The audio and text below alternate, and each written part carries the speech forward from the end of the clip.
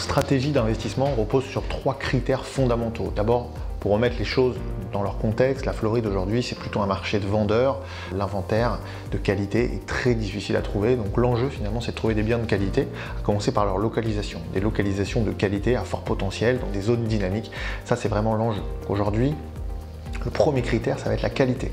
Qualité de la localisation, qualité du produit.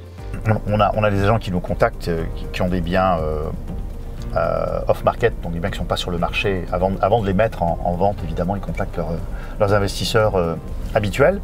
Et ça, c'est un bien sur lequel il y a beaucoup de potentiel. Très très bonne location. On est en plein cœur de Fort Lauderdale, très près de Victoria Park. Là, on est dans un super quartier. C'est exactement ce qu'on aime. On a des maisons à $1 million. Racheter des produits à rénover dans ce type de quartier, c'est un vrai bonheur parce qu'on sait que la plus-value sera à la sortie. Quand j'ai vu la situation, quand l'agent m'a appelé, j'ai vu la situation sur la carte, je ne m'attendais pas à ce que ça soit ici. Et là, on a quand même des produits qui sont super. Tout est rénové. Aussi important dans ce contexte-là, le timing va jouer un rôle fondamental.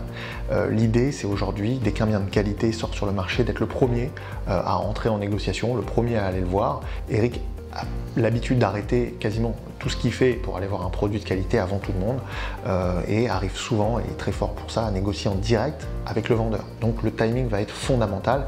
L'idée c'est d'isoler le vendeur dans la négociation et de finalement devenir maître de la dynamique et pouvoir mettre le produit sous contrat avant d'entrer dans une sorte de surenchère, ce qu'on n'aime pas trop chez Florida Invest.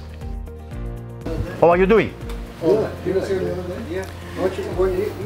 Eric, no, I've never been here before. Là, on a vraiment affaire au direct propriétaire qui a pas rénové son building, qui l'a pas entretenu, qui veut sortir maintenant.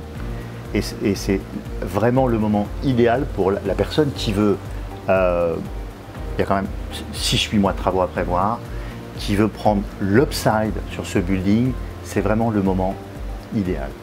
On a un produit qui est à rénover complètement dans une top location et c'est vraiment le rêve de tout investisseur multifamily et on a beaucoup de potentiel.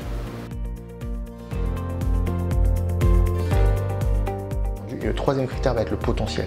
Aujourd'hui, comme vous le voyez souvent dans nos vidéos, on cherche toujours des produits avec un potentiel de revalorisation. Revalorisation des loyers, revalorisation des propriétés, bien entendu. L'idée, c'est d'identifier des produits qui sont mal gérés ou qui ont été gérés par des propriétaires qui n'ont pas forcément le savoir-faire opérationnel. Donc ça va être le troisième critère fondamental, va être le potentiel. Potentiel de créer de la valeur, créativité, le savoir-faire, de prendre des produits qui ne sont pas à la portée de tout le monde et de créer des valeurs que tout le monde ne voit pas non plus. Et ça, c'est notre savoir-faire opérationnel, notamment sur le terrain. Le potentiel de cette petite multifamily est très intéressant parce qu'on pourrait même construire quelques townhomes ici, un peu comme tout ce qu'on trouve autour. C'est pas très sexy, mais c'est un très bon produit. On voit que c'est un produit qui a été rafistolé, on le voit ici, que le propriétaire veut s'en débarrasser, on voit qu'il n'a rien fait, et donc il est obligé de le brader pour le vendre, et il est obligé de tomber sur des professionnels qui, eux, vont tirer avantage de la situation.